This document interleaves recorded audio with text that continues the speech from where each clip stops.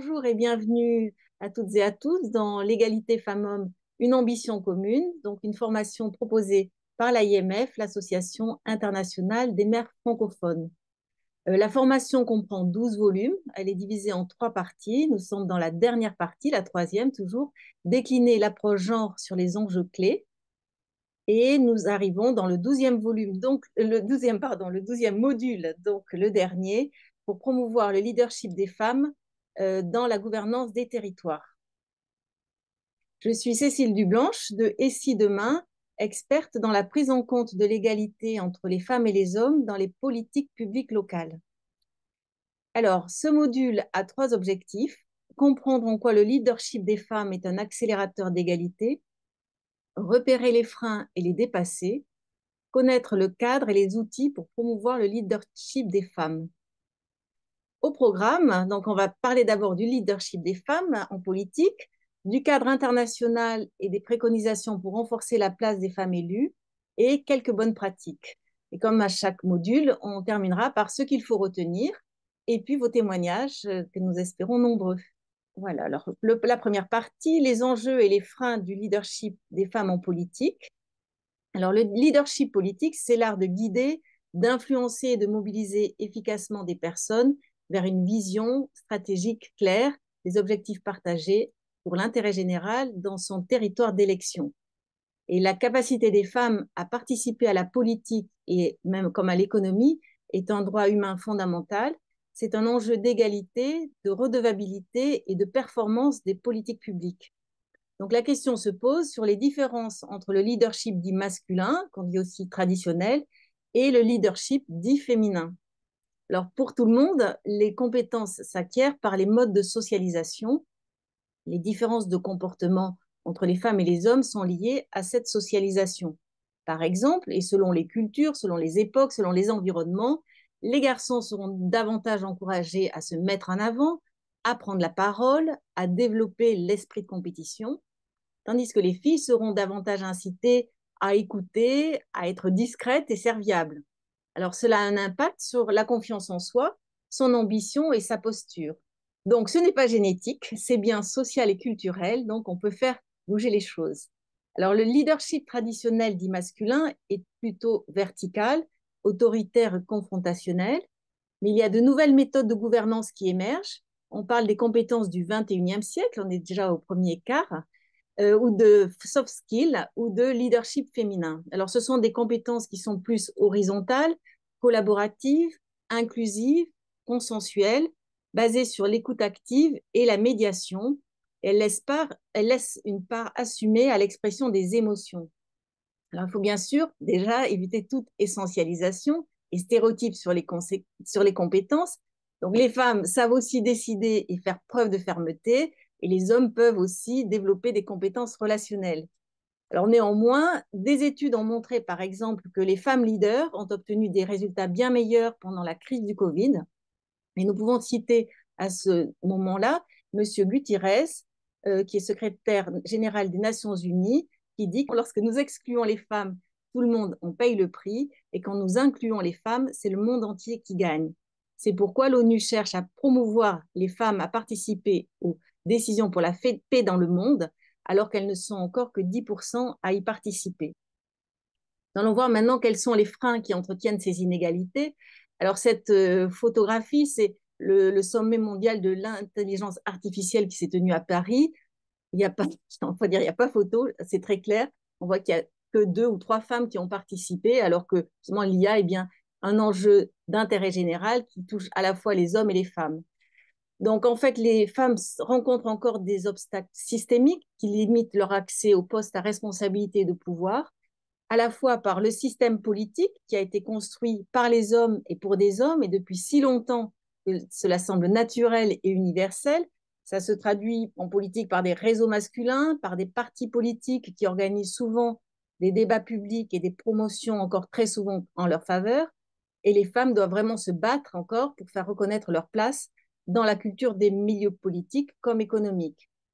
Et la question de la socialisation, on en a dit un mot déjà tout à l'heure, dont les stéréotypes sur le genre et le sexisme peuvent entraîner des violences contre les femmes, et on en parlera juste après. Et la trajectoire personnelle, bien sûr, selon la culture locale et familiale, selon l'éducation, le parcours professionnel, la nouvelle situation familiale, la confiance en soi, la charge mentale, tout ça contribue aussi à la manière dont une femme pourra prendre sa place en politique. Et ces différents facteurs se renforcent mutuellement, et c'est ça qui maintient les inégalités, malgré les progrès réalisés ces dernières décennies, grâce notamment aux lois sur la parité, à l'évolution des mentalités et à de nouveaux modèles de femmes leaders. En prendre conscience, c'est déjà un grand pas, mais ça ne suffit pas. Donc, on va faire un zoom quand même sur les violences à l'égard des femmes en politique. C'est une forme spécifique de la violence sexiste à l'égard des femmes qui les cible justement parce qu'elles sont des femmes.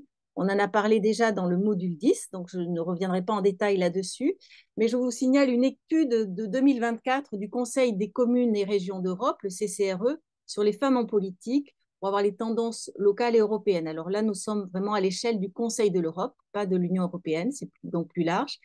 Précise que 32% des élus interrogés ont déclaré avoir subi des violences ou 29% des élus ont subi des cyberviolences sexistes. Donc, ça fait quand même un tiers qui est concerné. L'étude constate que cette violence est fortement influencée par la politique mondiale actuelle et s'inscrit dans le cadre d'un problème plus large de violence endémique à l'égard des femmes. Aussi, de trop nombreuses femmes sont encore dissuadées d'entamer ou de poursuivre une carrière politique en raison de leur expérience personnelle de la violence ou de la peur de la menace que représentent les violences pour elles. Donc, nous allons voir maintenant quel est le cadre international et quelles sont les préconisations pour améliorer la participation des femmes aux gouvernances locales.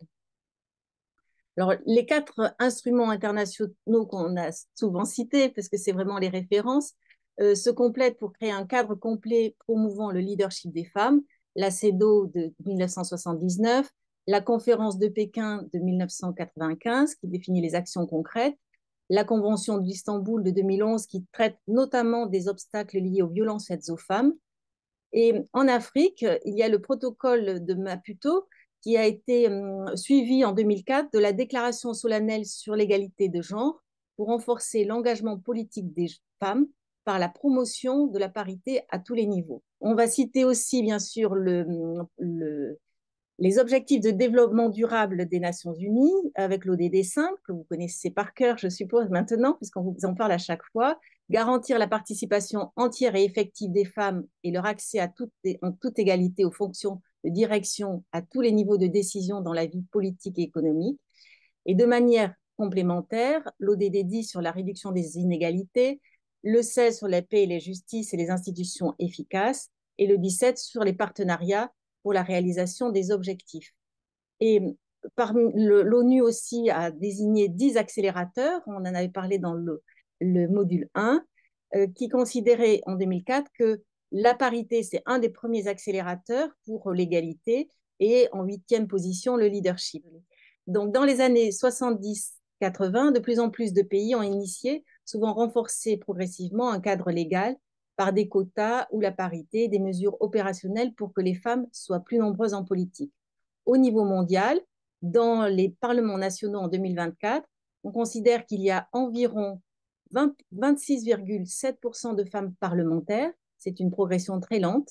Seulement 3 pays ont dépassé la parité de 50%, le Rwanda 61%, Cuba 53%, le Nicaragua 51%, et 3 l'ont juste atteinte, c'est les Émirats arabes unis, le Mexique et la Nouvelle-Zélande.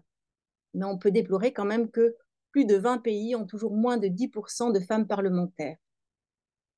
En France, il y a 20% de femmes qui sont maires, avec une forte disparition toutefois selon la taille des communes. Elles sont beaucoup plus nombreuses dans les petites communes. Du coup, elles sont très peu représentées, ou pas assez en tout cas, dans les intercommunalités où il y a beaucoup plus d'hommes. En Afrique, la situation varie fortement selon les pays et les traditions locales. Au Rwanda, il y a 30% de femmes maires et en Côte d'Ivoire, seulement 8% des femmes sont maires. Là, nous avons mis pour illustrer la photo de Madame Tana Arilala, qui est nouvelle maire d'Antananarivo à Madagascar et membre donc du réseau de l'AIMF. Donc ces chiffres montrent quand même que des progrès sont incontestables, mais très variables selon les pays et les régions du monde. le chemin vers l'égalité dans les collectivités locales reste plus ou moins long. Et ce qui sera important, c'est de voir ce que l'on va pouvoir faire. Donc, toutes les démarches pour renforcer le leadership des femmes dans la sphère économique, professionnelle ou associative sont des tremplins pour l'engagement des femmes en politique. Et de la même manière, la visibilité des femmes en politique est un encouragement pour d'autres femmes à s'engager dans toutes les sphères de la société, dont la politique.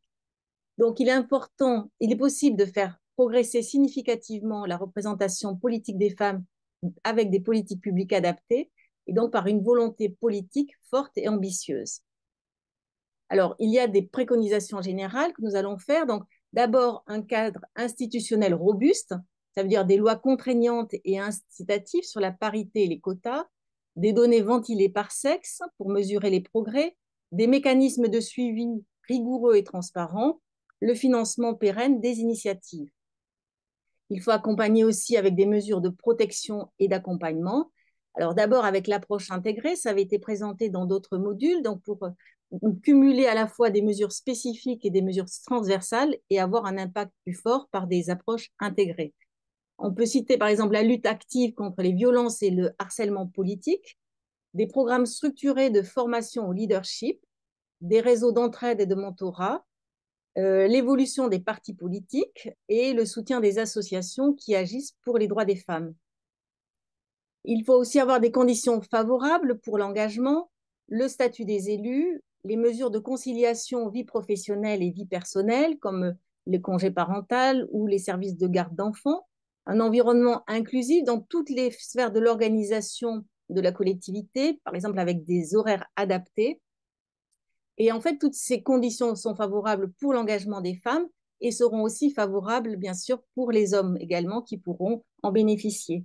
Et une stratégie de changement culturel, c'est là où c'est vraiment le plus important, je pense. Enfin, en tout cas, ça se cumule avec le reste, mais sans cette stratégie de changement culturel, le reste n'aura pas beaucoup d'effet. C'est valoriser des réussites de femmes leaders. Il y en a de plus en plus. Elles peuvent jouer vraiment un rôle de femmes modèles. Produire des plaidoyers pour une culture de l'égalité en politique et éduquer les filles et les garçons à la coopération et au respect dès les plus petites classes et progressivement aux différents âges. Et enfin, impliquer des hommes et promouvoir la masculinité positive pour limiter le poids des traditions. Et maintenant, nous allons voir justement des bonnes pratiques. Et ce qui est intéressant, c'est que dans les bonnes pratiques, il y en a quelques-unes qui illustrent tout à fait ces préconisations générales que nous venons de faire. Donc, ces bonnes pratiques, elles sont issues du tableau des initiatives repérées par le diagnostic et le site de l'AIMF. On va commencer par une initiative au Togo, à Lomé, en 2024. C'est le Forum des femmes élues locales, parce que le développement durable passe par le soutien au leadership, à la participation des femmes en politique dès le niveau local. Donc, c'est un forum qui a été organisé par l'Union européenne, le CLGF, l'AIMF, le CGLU et la FTC. Autre exemple, l'initiative au Bénin, à Dassa, en 2020, donc 2 jours de promotion d'un plaidoyer pour une meilleure prise en compte du genre et la participation des femmes à la vie politique locale. C'était une initiative du programme PACOL, le produit d'appui aux associations nationales et collectivités locales du Bénin, avec le soutien de l'AIMF et de l'Union européenne. Et nous signalons aussi l'organisation en 2025 d'une série de webinaires sur la promotion des droits des femmes au niveau local. C'est une action qui est en cours. C'est organisé par le CGLU, l'Académie africaine des collectivités territoriales, le réseau des femmes élues locales d'Afrique, le REFELA, en collaboration avec le CIPDH et l'UNESCO. Donc, le premier webinaire a eu lieu sur la participation des femmes dans la politique locale et il y a eu 14 pays participants, dont 11 d'Afrique. Et là, les femmes ont pu échanger justement sur les pratiques et les défis liés à la promotion de la participation politique inclusive. Et il y a certains éléments qui ont été cités, quand je vous ai raconté tout à l'heure, dans les préconisations. Alors, d'autres exemples, 3 autres exemples. En Côte d'Ivoire, à Cocody-Agien, il y a eu une centaine de candidates qui ont été formées aux élections locales en 2023, formées et coachées par des experts canadiens, français, ivoiriens pendant 10 jours pour augmenter leurs chances d'être élus. Alors, un programme de formation très copieux entre le leadership, la stratégie politique, la marque personnelle, le genre et le développement, l'art oratoire, l'intelligence émotionnelle, l'habileté politique, la communication et la mobilisation des équipes. Et c'est une initiative portée par Madame Nasseneba Touré, qui est ministre de la Femme et maire d'Odiéné, pardon, en partenariat avec une ONG canadienne, le Programme des Nations Unies pour le développement et l'Organisation internationale de la francophonie. Et puis, il y a aussi, on peut parler d'une autre initiative au Bénin, à Kétou, avec la NBC. Il y a deux projets, en fait, qui sont partenariats municipaux pour l'innovation et femmes en politique locale, qui ont tous les deux pour objectif d'améliorer la participation des femmes aux instances de gouvernance locale. Donc, ça permet l'efficacité des gouvernements locaux par la prestation de services publics inclusifs et sensibles au genre, la capacité du réseau des femmes élues conseillères du Bénin à promouvoir la parité femmes-hommes et la qualité de services délivrés aux communautés. Et un troisième exemple, au Canada, où tous les ans à Montréal, ils organisent une simulation du conseil municipal pour initier des femmes intéressées par la politique municipale, mais qu'elles ne connaissent pas forcément, et susciter des vocations et leur apporter toutes les connaissances de base. Voilà, donc ce qu'il faut retenir. Alors, en premier, c'est que vraiment le leadership des femmes est un accélérateur d'égalité et le monde en a besoin. Que le leadership plus collaboratif et inclusif répond particulièrement bien aux défis contemporains. Que les freins sont systémiques, liés aux stéréotypes, voire aux violences sexistes, mais qu'il y a 4 leviers de transformation avec des lois contraignantes pour la parité, des mesures de protection des femmes élues, un meilleur statut des élus et un changement culturel profond que nous appelons tous de nos voeux.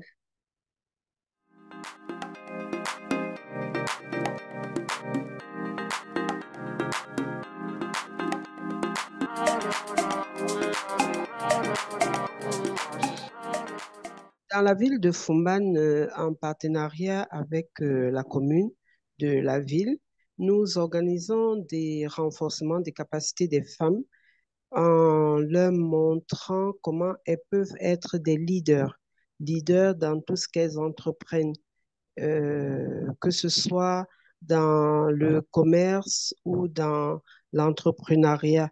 Donc, nous organisons des renforcements des capacités.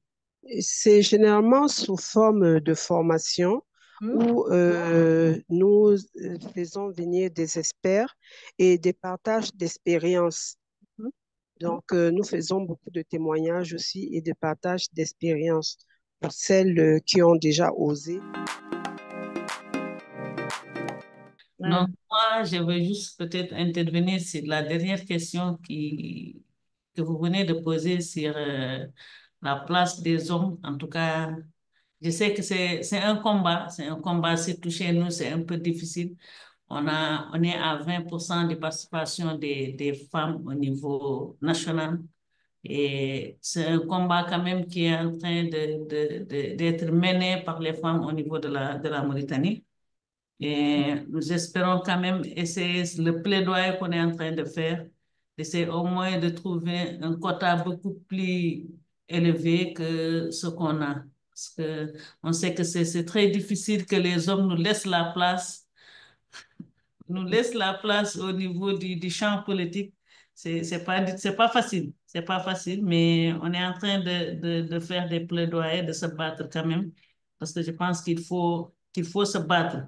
C'est aux femmes de se battre pour avoir ce qu'ils veulent. Si juste ça dépend des hommes, je pense qu'on n'aura pas ce qu'on veut. Il faut qu'on se bat au niveau de la Mauritanie et il faut qu'on trouve qu'il faut que les femmes soient beaucoup plus appuyées au niveau de capacité, renforcer la capacité des femmes, faire des plaidoyers au niveau des femmes, les sensibiliser pour qu'ils puissent intégrer de plus dans le champ politique. Parce que juste la semaine dernière, ça c'est juste un exemple que j'avais donné.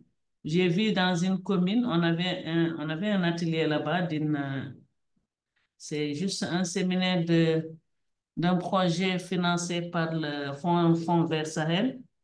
Et là, il y avait une réunion, c'était sur le genre d'implication des femmes. J'ai donné, le maire était présent et je lui ai donné l'exemple. J'ai dit que moi, ce que j'ai pas compris, parce qu'au niveau de la Mauritanie, au moins la loi a dit que, au moins dans les conseils municipaux, il y a au moins un homme, une femme. Et dans cette commune, j'ai vu qu'avec tout le bureau municipal est composé que des hommes. Mm.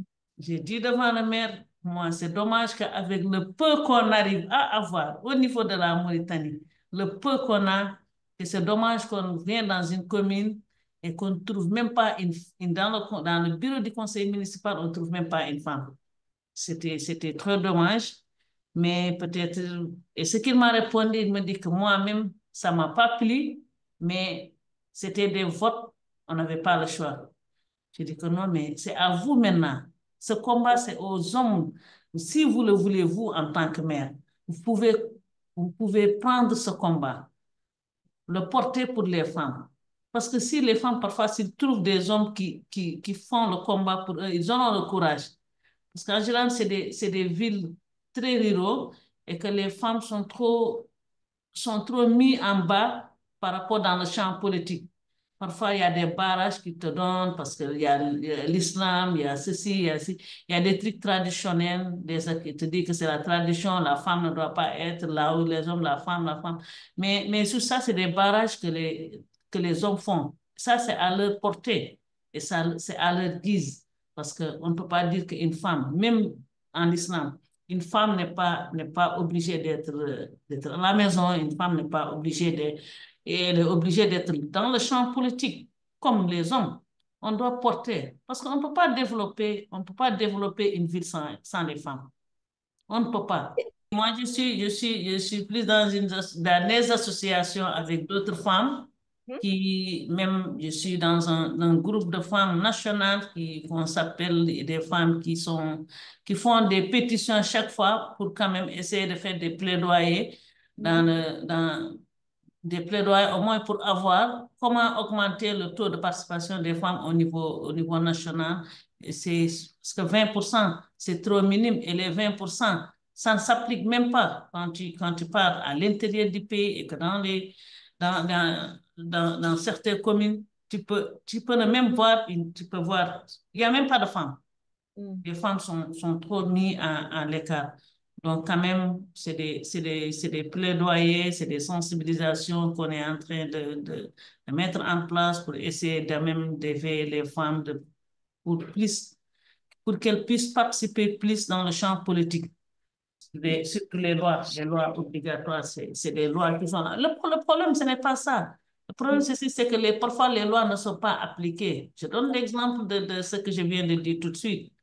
Si les lois, on dit que dans chaque truc municipal, on doit avoir un homme. Après le maire, si le maire est une femme, ou bien si c'est un homme, l'adjoint doit être une femme. Et moi, je viens dans une commune, je trouve tout le conseil municipal, tous les cinq adjoints, c'est des hommes. Et j'étais découragée. C'est une commune quand même, une grande commune, que je ne puisse pas trouver une femme dans les 5 adjoints et que c'est une loi que l'État a mis et que ce ne soit pas appliqué, c'était vraiment dommage, quoi. Mais quand même, c'est un combat peut-être qu'il faut essayer de faire, renforcer la sensibilisation, renforcer la capacité des femmes dans ce domaine. Là, nous espérons que quand même avec l'AMF qu'on puisse quand même trouver quand même juste des soutiens pour avoir des moyens d'avoir sensibilisé les femmes, aller sur le terrain pour que les femmes puissent. C'est un manque d'information, c'est un manque de sensibilisation qu'on a. Et il faut plus de sensibilisation, il faut plus de renforcement de capacité dans femmes dans les champs politiques.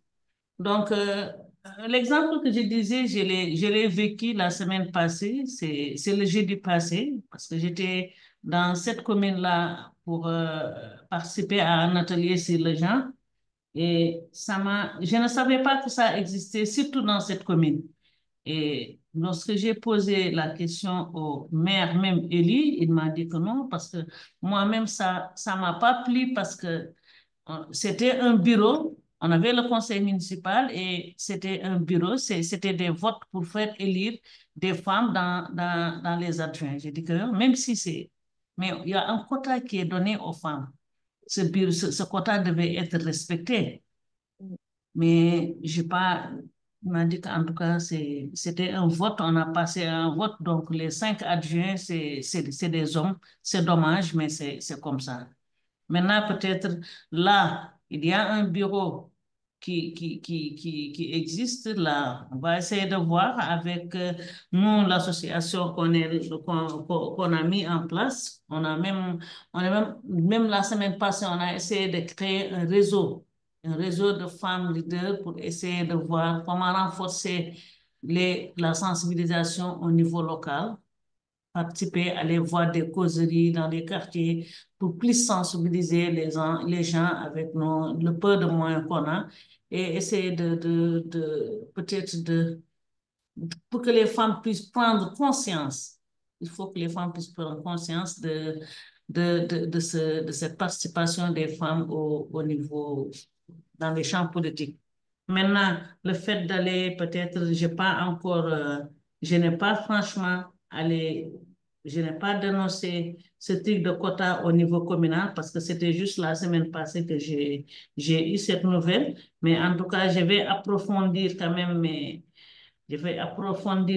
cette démarche pour voir le pourquoi dans cette commune et dans d'autres communes, ce quota n'est pas respecté.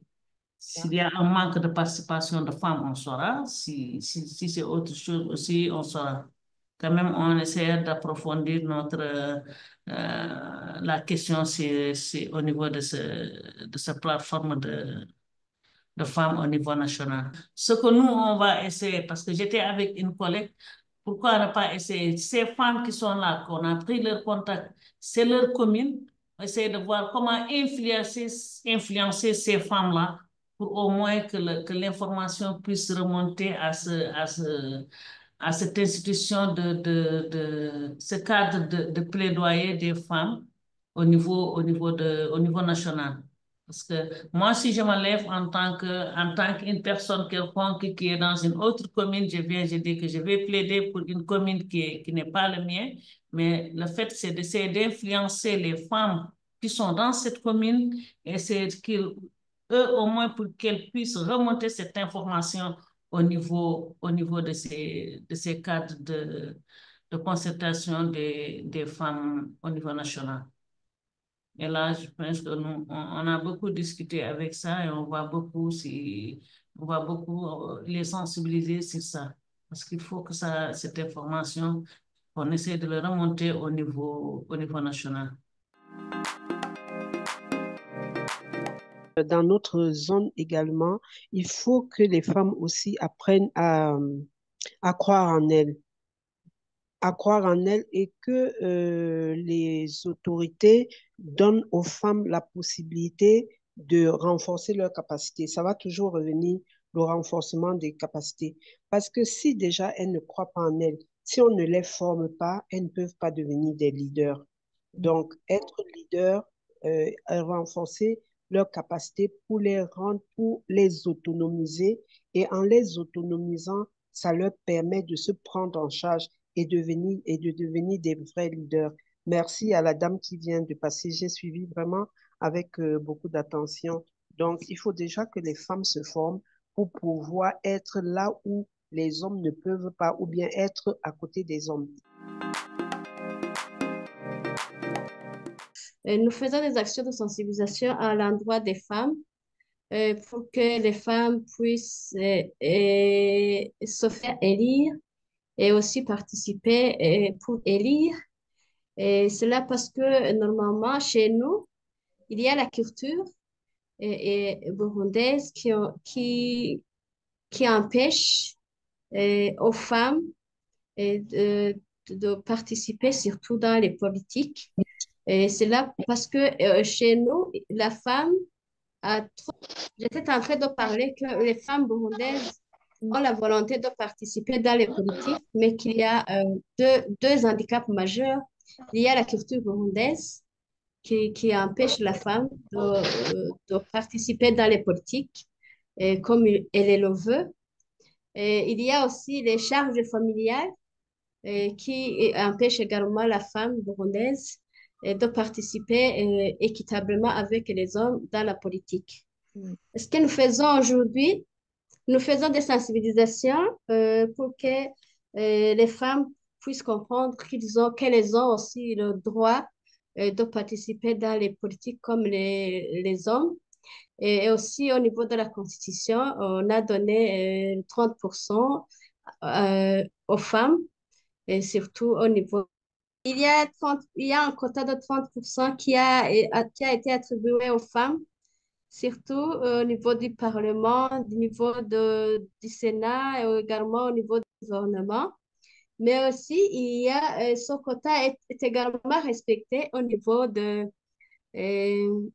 l'administration locale, c'est-à-dire au niveau des élus collinaires, au niveau des élus zonales, également au niveau des conseils communaux.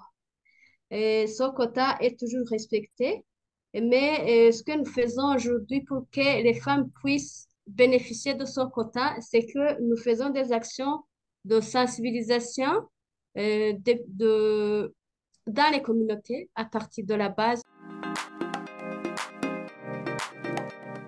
Je m'appelle Futuka Asana. Je suis conseillère municipale jeune de la commune de Fumban. En ce qui concerne la question celle de savoir le leadership des femmes en politique, je voudrais dire que des actions sont en train d'être menées, bien que cela reste toujours très insuffisant. Moi, par exemple, l'année passée, sous l'initiative de Servitas Cameroun et par l'autorisation du maire de la commune de Fumban, l'honorable Toumano Danjoya, j'ai pu assister à un atelier de renforcement de capacité à Yaoundé durant 3 jours, où il était question de parler du leadership féminin de, de l'entendage. Et après cet atelier, nous avons eu à bénéficier d'un mentorat de 3 mois, où il était question de montrer aux femmes comment rédiger un projet politique, comment s'y prendre, parce qu'on s'est rendu compte que les femmes, elles ont bien cette volonté de se lancer en politique, mais elles ont peur. Peur parce qu'elles ne sont généralement pas soutenues. Au moment même, leur propre mari, leur propre conjoint sont les premières personnes qui ne croient pas en elles, qui leur demandent d'arrêter. Donc, ces différentes séances de travaux nous ont permis de reprendre confiance en nous et de nous lancer. Et là, je peux vous rassurer, nous sommes 25 femmes venues des différents partis politiques du Cameroun. Donc, les choses sont en train d'aller.